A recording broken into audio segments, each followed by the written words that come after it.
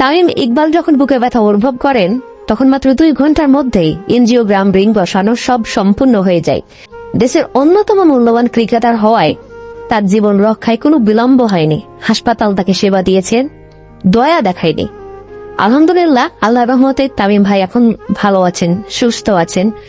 কিন্তু যারা তামিম নন, যারা কেবল সাধারণ নাগরিক, তাদের জন্য বুকের ব্যথা মানে ভর্তির ফর্ম, সিরিয়ালের অপেক্ষা, বিশ্লেষণের ফি, হাসপাতালের করিডোরে দীর্ঘ প্রতীক্ষা, আর কখনো কখনো একটি শোক বার্তা।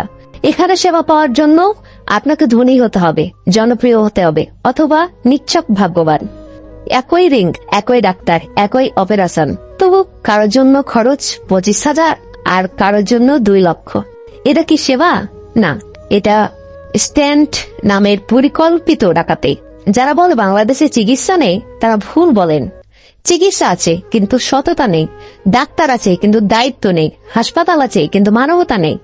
এখানে ওটি মানে শুধু অপারেশন থিয়েটার নয়, এটা এক একটা অফিস টেবিল, যেখানে প্রতিটি রোগী কেবল একটি টাকার ইউনিট। বুকের ব্যথা হয়তো একদিন সেরে যাবে, কিন্তু এই ব্যবস্থার ব্যথা কখন কমবে? একদিন এই সিস্টেমের বুকে রিং বসবে, হৃৎপিণ্ড থেকে প্রতারণা রক্ত বের করে ফেলা হবে, তখন চিকিৎসা আবার সেবা হবে, ব্যবসা নয়। সর্বশেষে তামিম ভাইয়ের জন্য অনেক দোয়া রইল। আল্লাহ তাআলা আপনার হায়াত আরো দীর্ঘায়ু করুক।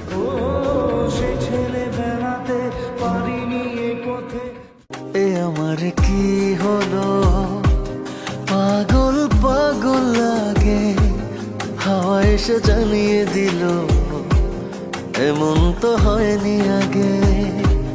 বাতাসের শেষ কথা ফিস ফিস, সেও তোমারই। এই দুটো না জানছো না, সেও তোমারই। বন্ধু গো শোনো, তুমি ছাড়া